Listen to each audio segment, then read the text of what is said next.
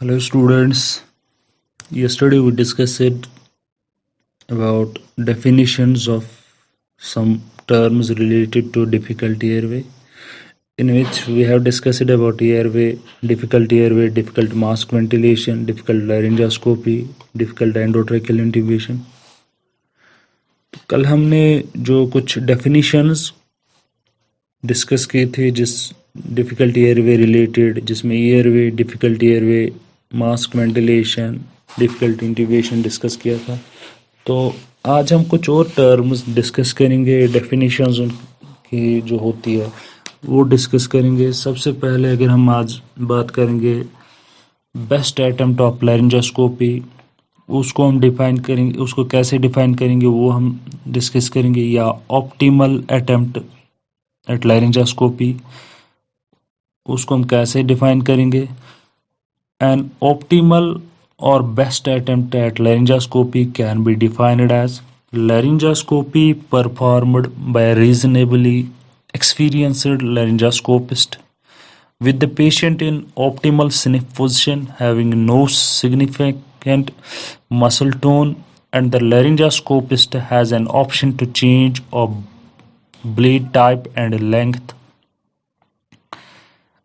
Best attempt at laryngoscopy ऐसे हम define करेंगे जब एक लैरिंजोस्कोपिस्ट एक्सपीरियंस्ड लैरिंजोस्कोपी कर रहा होगा, पेशेंट नॉर्मल पोजीशन में होगा, स्निफ पोजीशन में होगा, जो कि ऑप्टिमल पोजीशन होती है लैरिंजोस्कोपी के लिए, तो उस पोजीशन में होगा और पेशेंट में कोई भी सिग्निफिकेंट मसल ट्यून नहीं होगा।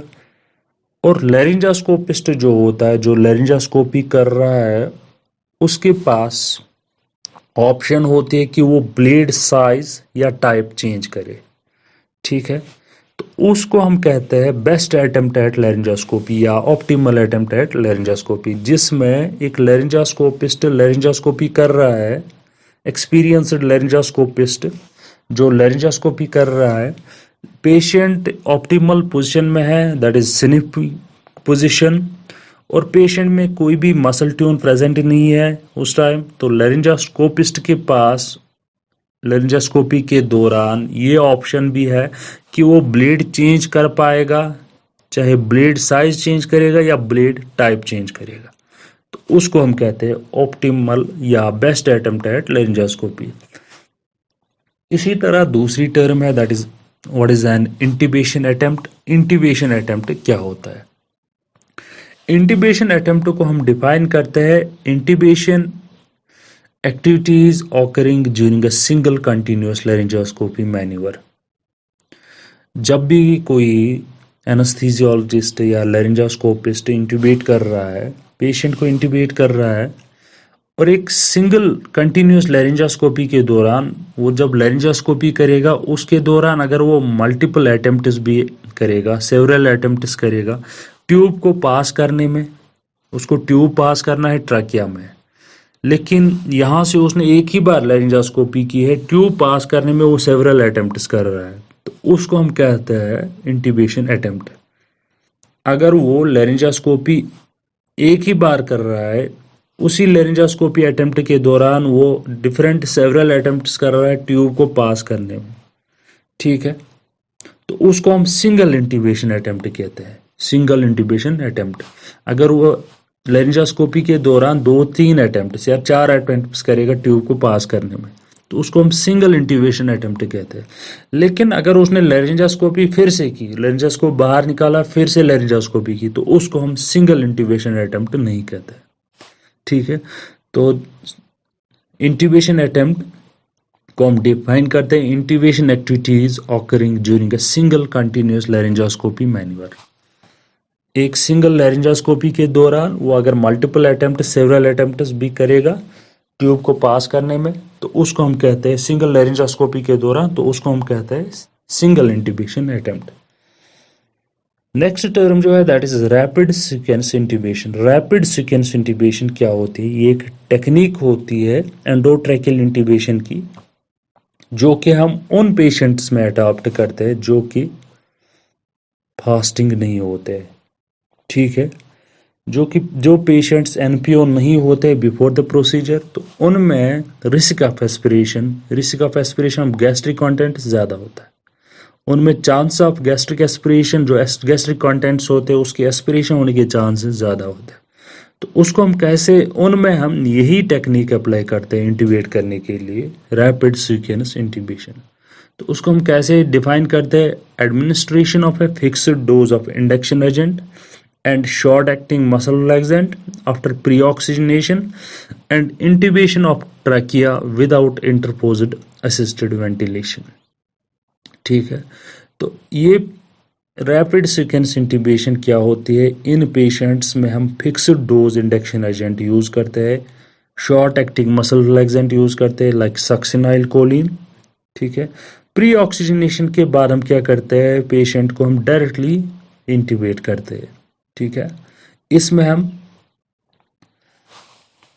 रैपिड सीक्वेंस इंटीबेशन में हम क्या करते हैं? Fixed dose induction agent use करते हैं, short acting muscle relaxant, succinylcholine. तो पर्पस क्या होता है ट्रैकिया इंटीबेट करने का? पर्पस क्या होता है? वेंटिलेशन के बगैर गैस्ट्रिक डिस्टेंशन जो होता है वो प्रिवेंट करना होता है।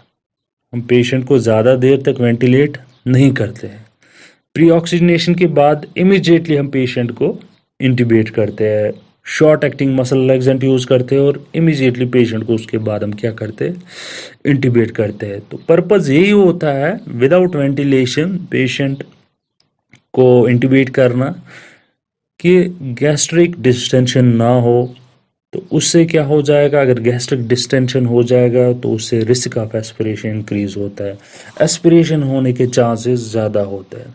वो चीज़ प्रिवेंट करने के लिए, क्योंकि ये पेशेंट्स फुल स्टॉमक पेशेंट्स होते हैं, लाइक पेशेंट इमरजेंसी पेशेंट आ गया डायरेक्टली, अब सर्जरी करनी है उसको, इमरजेंसी सर्जरी करनी, तो उस टाइम हम रैपिड सीक्वेंस इंटीबेशन यूज़ कर सकते हैं। या प्रेग्नेंट जो लेडीज़ होते, फीमेल्स होते, उनमें गायनाकोलॉजिकल प्रोसीजर्स के लिए एलएससीएस हो गया और कोई प्रोसीजर प्रेग्नेंट लेडीज़ में, उनमें ज़्यादा गैस्ट्रिक एस्पिरेशन होने के चांसेस होते, तो वो एस्पिरेशन होने के चांसेस ज़्यादा होते, गैस्ट्रिक कंटेंट जो होते वो बाहर आ सकते हैं, तो उनको हम फुल स्टॉमक कंसिडर करते हैं। तो उन पेशेंट्स में हम रैपिड सीक्वेंस इंटीबेशन करते हैं। रैपिड सीक्वेंस इंटीबेशन में हम क्या करते हैं? सिलिकस मैन्यूवर जो होता है वो अप्लाई करते हैं, fixed dose induction agent use करते हैं, short acting muscle relaxant use करते हैं। प्री ऑक्सीजनेशन के बाद डायरेक्टली हम क्या करते हैं? इंट्यूबेट करते हैं पेशेंट को, और असिस्टेड वेंटिलेशन वो यूज़ नहीं करते। विदाउट वेंटिलेशन हम पेशेंट को इसलिए इंट्यूबेट करते हैं ताकि गैस्ट्रिक डिस्टेंशन ना हो, तो उससे रिस्क ऑफ एस्पिरेशन इंक्रीज होता है। इसको हम कहते हैं रैपिड सीक्वेंस इंटीबेशन। ये हम उन पेशेंट्स में करते हैं जो फास्टेड नहीं होंगे, जिनमें रिस्क ऑफ एस्पिरेशन ज़्यादा होता है। उसके बाद और एक टर्म है that is zero of airway view. What is class zero of air view? Class zero of air view को हम कैसे डिफाइन करते हैं? Class zero of airway view is defined as ability to see any part of the epiglottis upon mouth opening and tongue protrusion।